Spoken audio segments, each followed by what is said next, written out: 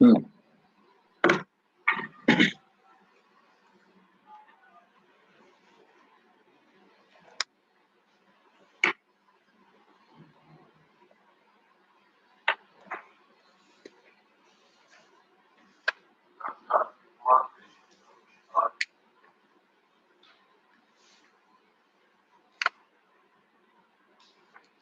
Done, sir.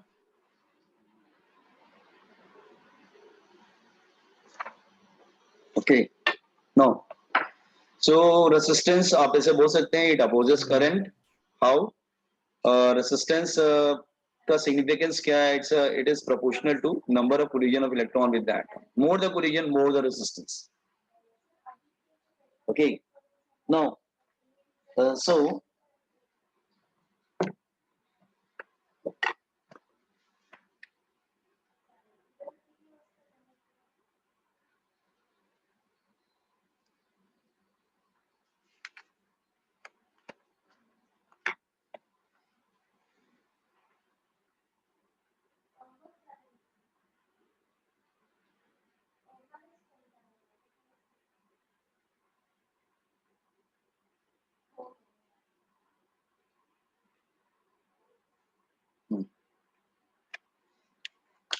it's a point number. I think this is 4. Point number 5.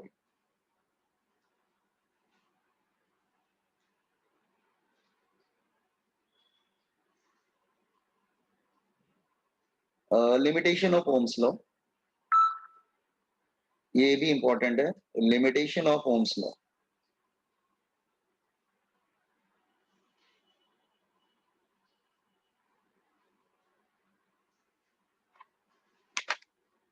Limitation of Ohm's law.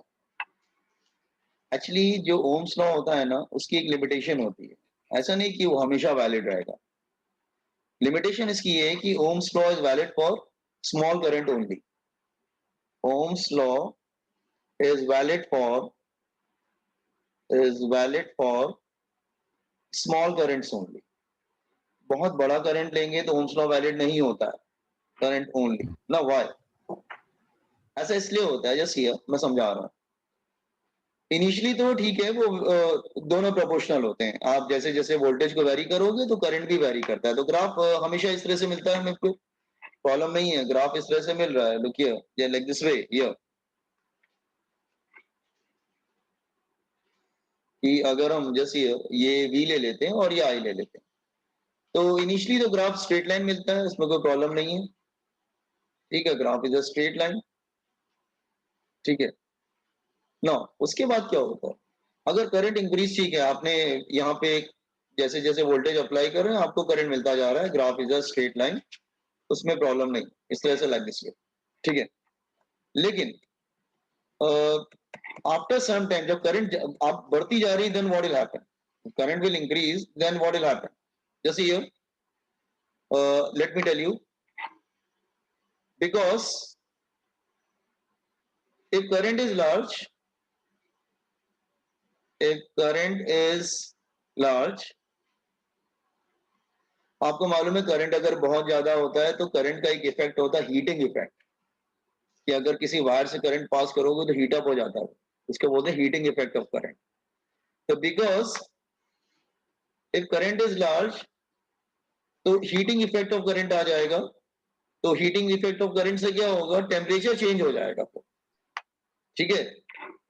Just here, due to heating effect of current, heating effect of current, due to heating effect of current, at large current heat produced, at large current heat produced, heat produce हो जाएगी. ठीक है. अच्छा, एक and temperature increases, and temperature increases. जब heat produce करेगा तो temperature of conductor increases.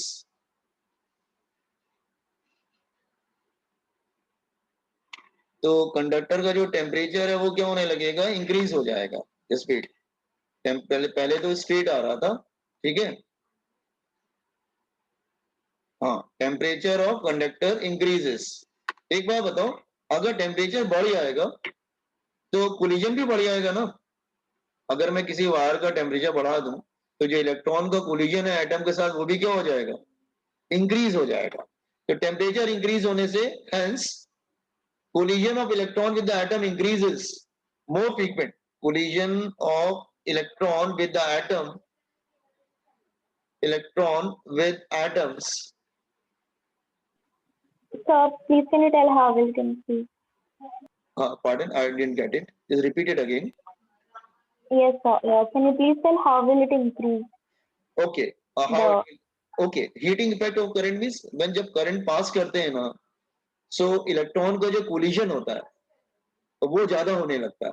तो मैंने आपको यहाँ पे एक छोटी सी थ्योरी दिया था कि वो बार बार एटम से टकराता है, वो एनर्जी लूज करता है ना, वो एक्सेलरेट करता है, then it collide, loses is energy.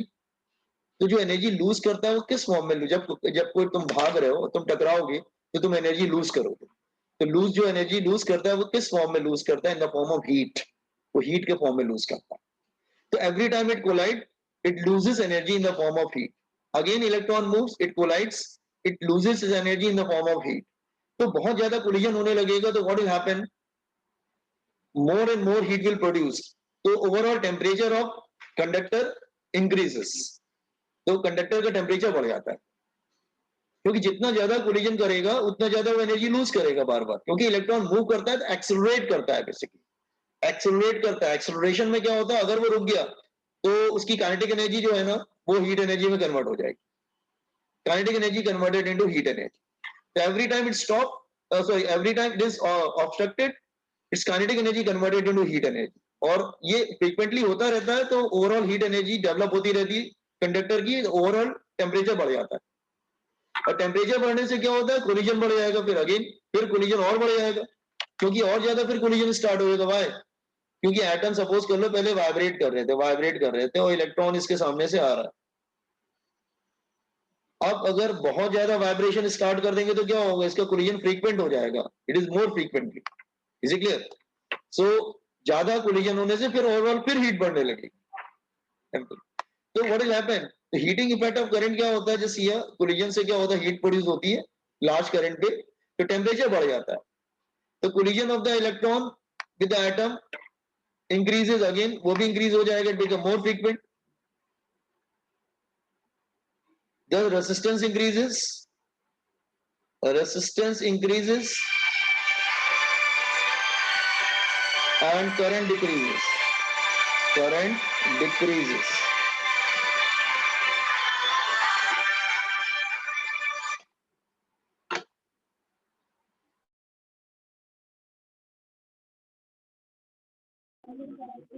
So what have you written after current in the second line?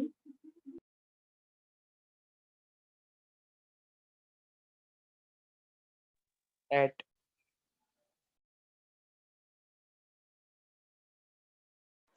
हाँ, यस, somebody saying something. हाँ बोलिए। तो उसके बाद क्या होगा, लार्ज करंट पे क्या होगा, ग्राफ ऐसा हो जाएगा, करंट कम After current, you written in the second line.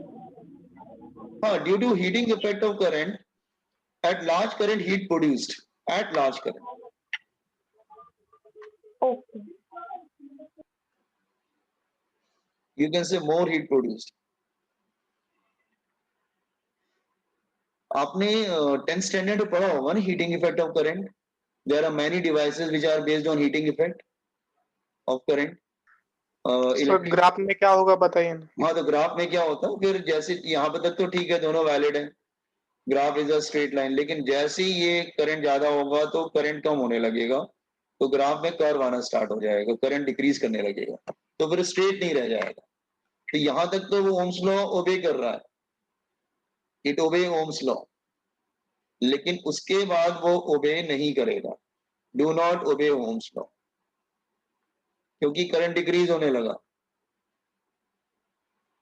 ठीक है, तो ऐसा नहीं कि वो हमेशा ओम्स लॉ ओबे करता रहेगा, ऐसा नहीं है। आप करंट बढ़ाते जाओगे तो अल्टीमेटली हीट प्रोड्यूस होने लगेगा ना फिर, और हीट प्रोड्यूस होने से टेम्परेचर चेंज हो जाएगा। और मैंने आपको स्टार्टिंग में, आज जब मैं ओम्स लॉ पढ़ा रहा था, तो मैंने आप स्टार्टिंग में कंडीशन बताया था कि उसका टेम्परेचर चेंज नहीं होना चाहिए, temperature should not be change, it should be constant. आपने तो 10th स्टैंडर्ड पढ़ा होगा, if temperature should be constant then only Ohm's law is valid. तो अगर करंट आप बढ़ाते जा रहे हो, ठीक है, पहले तो ठीक है, V is proportional to I, V is proportional to I चल रहा है, graph is a straight line, but after some time what will happen, if you keep on increasing the current, what will happen, collision of electron with the atom goes on increasing, more and more heat will produced, and with the production of more and more heat, temperature of conductor changes, और temperature change होने से electron का जो collision है फिर वो भी change होने लगता है, बहुत ज्यादा होने लगेगा, तो रेजिस्टेंस बढ़ जाएगा, इसका मतलब करंट कम हो जाएगा। तो ओम्स लॉ का एक लिमिटेशन है, Ohm's law it valid for small currents only, large current पे ओम्स लॉ वैलिड नहीं होता है, ये बात ध्यान रखना। तो ठीक है, पहले तो ठीक है, लेकिन बाद में फिर कर्व आना स्टार्ट हो जाएगा।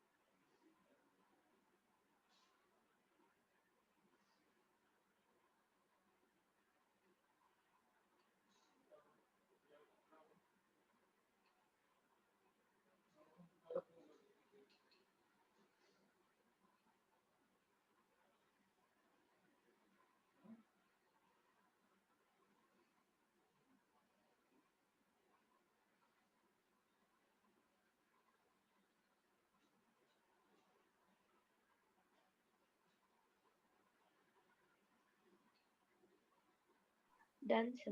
Okay.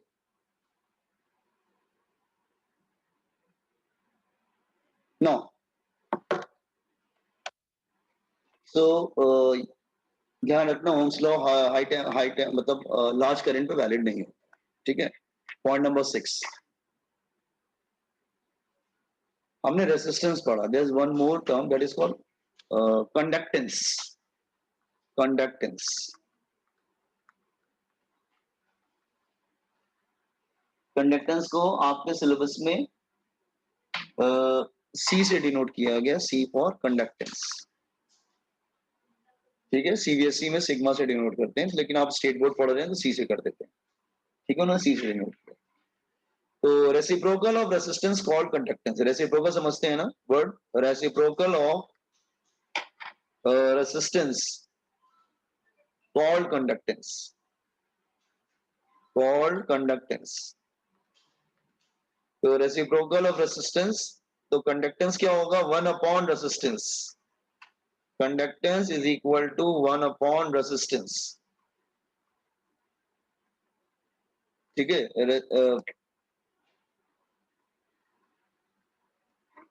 Conductance is 1 upon resistance और C is equal to 1 upon R।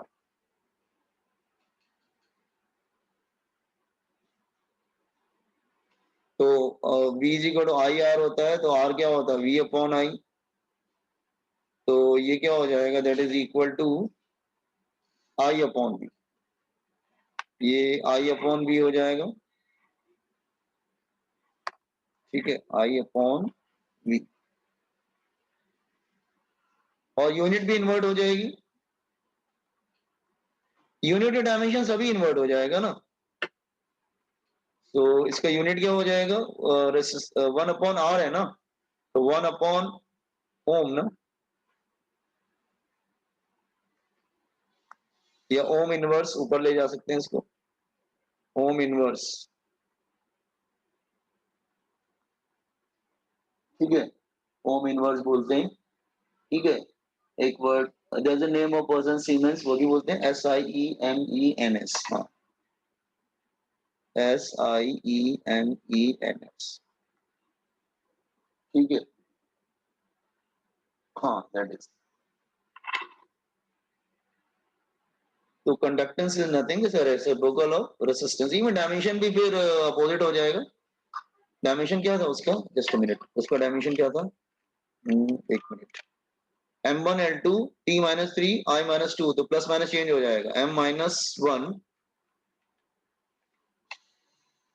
M-1 L-2 T3 I2, मतलब 1/r है ना।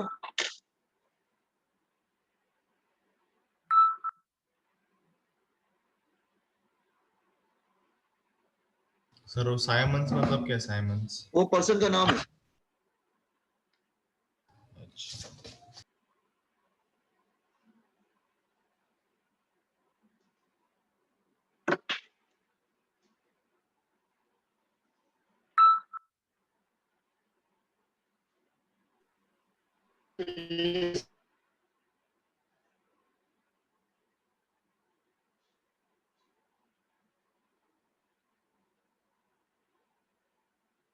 Done, sir.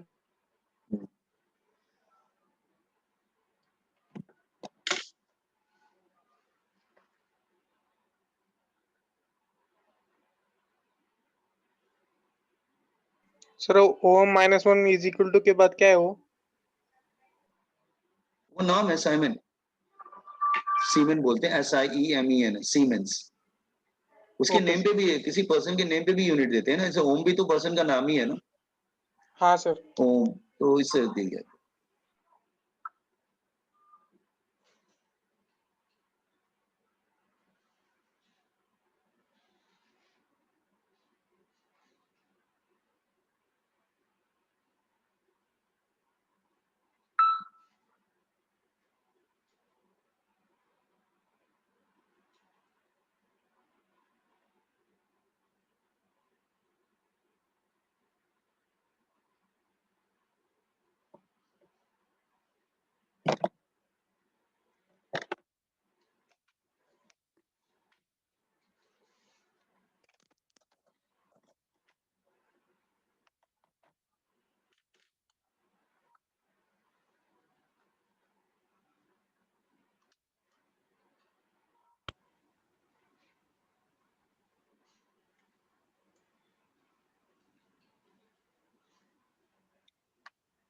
अच्छा याद रखना, करंट इलेक्ट्रिसिटी आपके लिए बहुत ही इंपॉर्टेंट चैप्टर है। सीईटी स्टूडेंट, ये आपके 11th का चैप्टर है, लेकिन आपके उसमें आता है, सीईटी में आता है, ठीक है। तो जो आगे चल के सीईटी भी देना चाहते हैं उनको भी ध्यान रखना, 11th का चैप्टर है लेकिन सीईटी में आता है।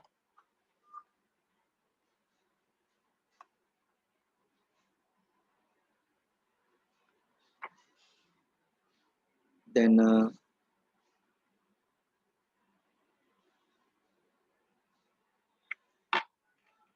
के बाद 6 होना चाहिए, गलत लिखा है, 6 होना चाहिए, 6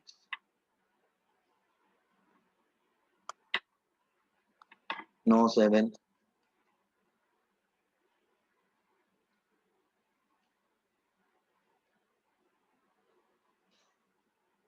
ये सब नए नए टर्म्स हैं, आप सीख रहे हैं, ठीक है। करंट डेंसिटी, इसको जे से डिनोट करना, ये सब दिया हुआ है आपको स्टेट बोर्ड में, पेज नंबर 209 पे दिख रहा है करंट डेंसिटी, नहीं 208 पे शायद, 208 पे।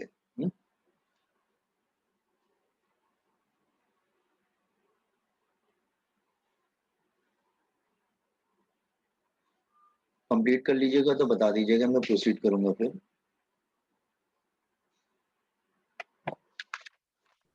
Done, sir. करंट डेंसिटी होता है करंट पर यूनिट एरिया, बताते हैं। करंट डेंसिटी को बोलते हैं करंट पर unit area, cross section area. Current density is equal to current upon cross section area.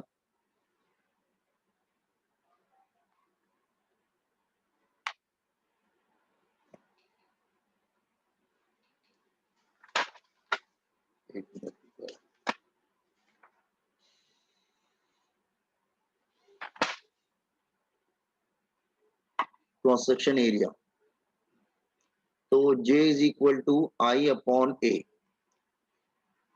इसका यूनिट देख लेते हैं क्या होता है, बता रहे हैं इसको, ठीक है। इसका यूनिट क्या होगा, unit of J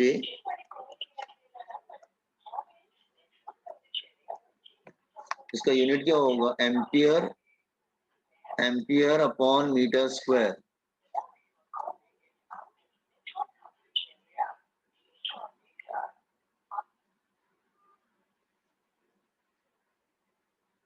ampere upon metre square. तो इसका डायमेंशन क्या होगा फिर, तो इसका डायमेंशन होगा that is equal to dimension of J is equal to dimension of current dimension of area. तो करंट I होगा, एरिया क्या होगा L2,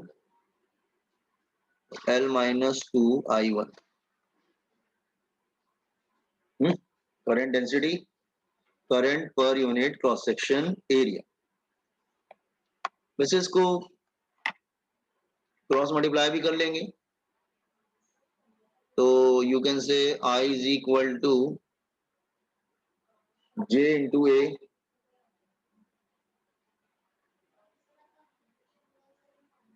I is equal to J into A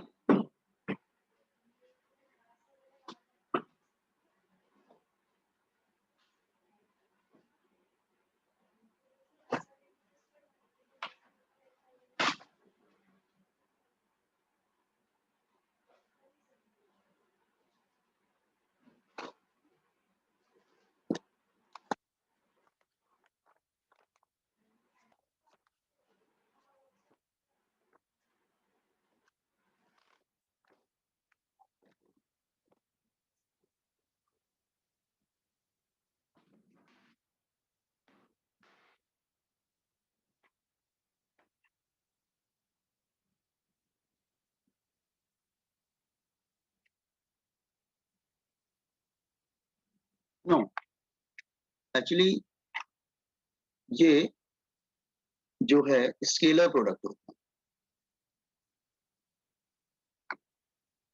तो वो पढ़ा था ना वेक्टर में डॉट एंड क्रॉस, ये डॉट प्रोडक्ट होता है सर, डॉट प्रोडक्ट। आप कहेंगे एरिया तो स्केलर होता है, नहीं, एरिया स्केलर भी होता है वेक्टर भी होता है। कैसे होता है बता, तो आई डॉट ए जे बनता है। कॉपी बोलो, फिर मैं एक्सप्लेन करता हूँ। What is area vector, let me explain you. First of all copy, Done, sir.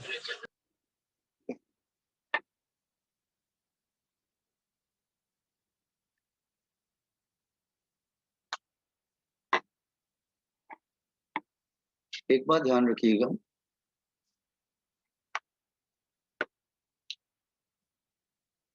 J is a vector quantity. ये करंट डेंसिटी का जो डायरेक्शन होता है that is current density.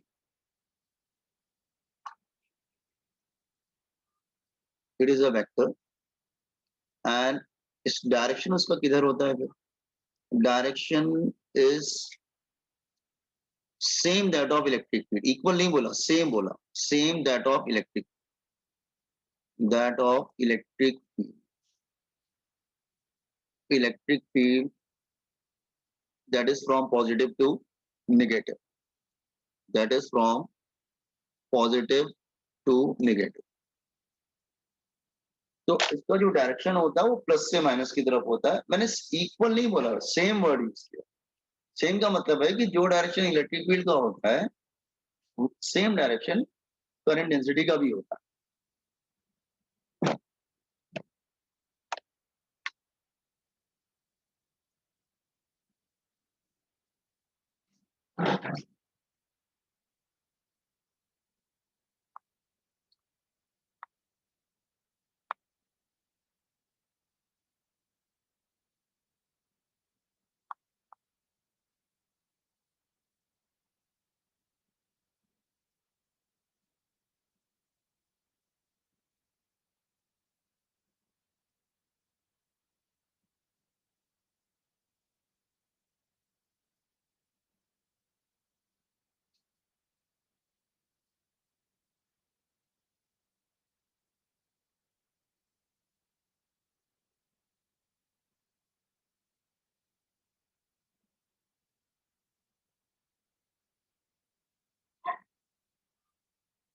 Done, sir. Done, sir. Actually मैं explain कर रहा हूँ इसको। हाँ,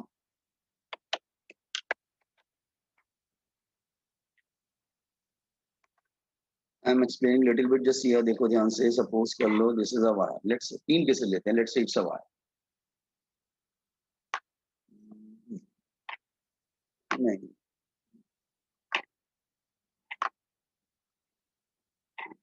let's say it's a wire and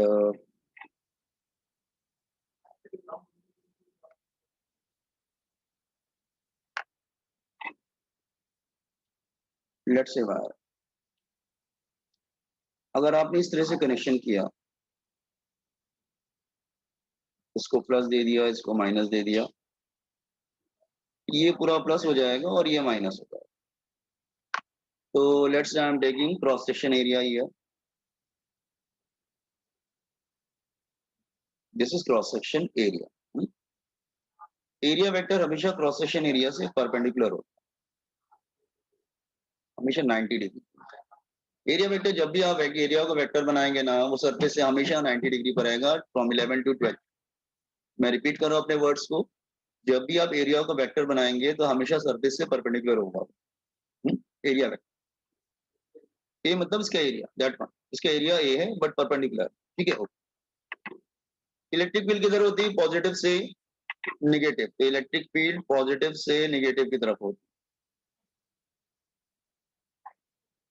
from positive to negative. मैं समझा रहा हूँ आपको, वेट। इलेक्ट्रिक फील्ड आप या आप जे बोल सकते हैं, that is for positive to negative.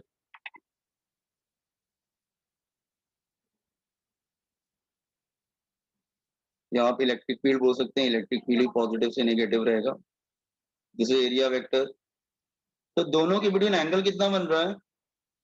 दोनों के बिटवीन एंगल कितना बन रहा है? 0 डिग्री। तो आई क्या होगा? जे डॉट ए। जे डॉट ए क्या होता है? डॉट प्रोडक्ट क्या होता है? कॉस थीटा होता है। J A cos 0 degree. तो यहाँ पे जे इंटू ए हो जाएगा, that is the maximum correct. अगर सपोज कर लो आपने कनेक्शन इस तरह से कर दिया, देन अब कनेक्शन तो कनेक्शन आप कैसे भी कर सकते हैं।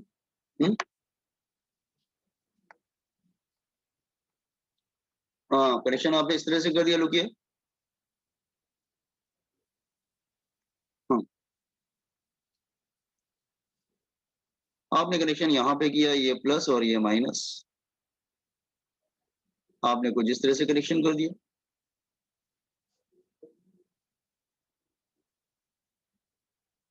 अब ये तो हमेशा क्रॉस सेक्शन एरिया रहेगा, क्रॉस सेक्शन एरिया इधर आ रहा है परपेंडिकुलर।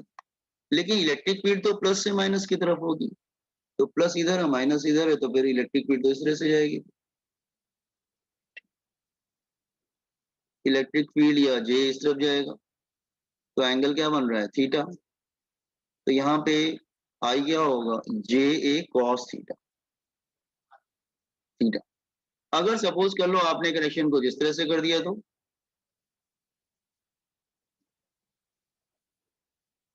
वो जो कनेक्शन पर डिपेंड करता है, आपने कुछ इस तरह से कनेक्शन कर दिया, देन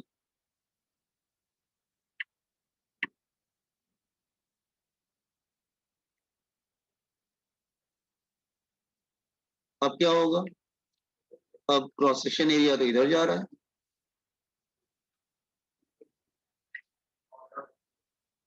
लेकिन आपका जो इलेक्ट्रिक फील्ड है वो तो इधर जा रहा है फ्रॉम प्लस से माइनस।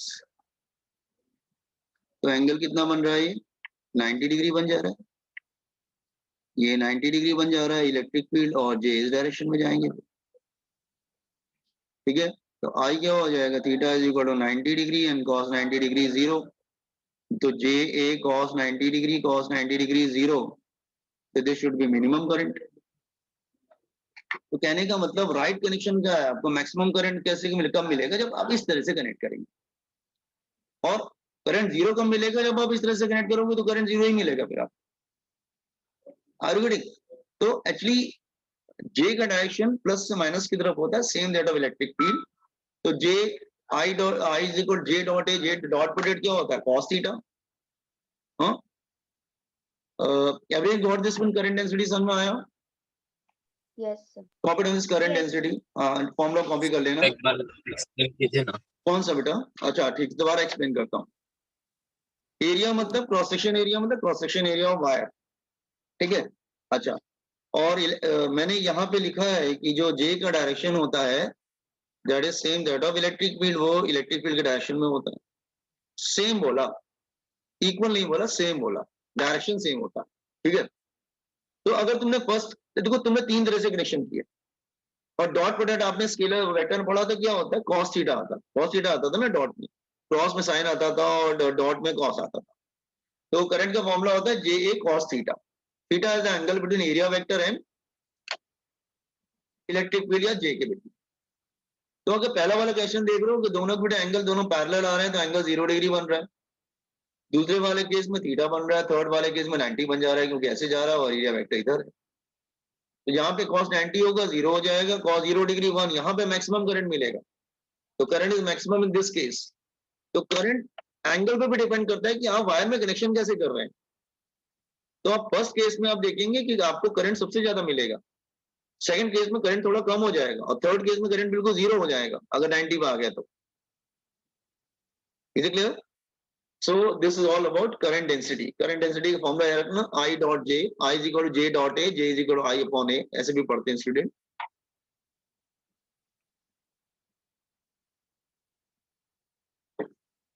अच्छा, डू वन थिंग, आज इतना ही हम लोग करेंगे, इसको कॉपी करके एग्जिट कर जाना, ठीक है? Okay, sir. Okay, sir. Thank you, sir. Thank you.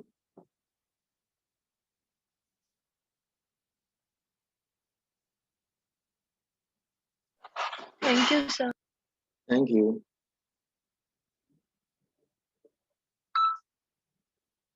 Thank you, sir. Thank you. Thank you, sir. Thank you, thank you very much.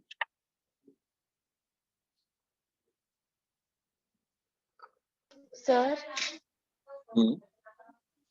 Sir मतलब शाम के लेक्चर में रोटेशनल मोशन कंटिन्यू होगा ना? बिल्कुल रोटेशनल मोशन कंटिन्यू होगा, मैं भी डाल देता हूँ मैसेज।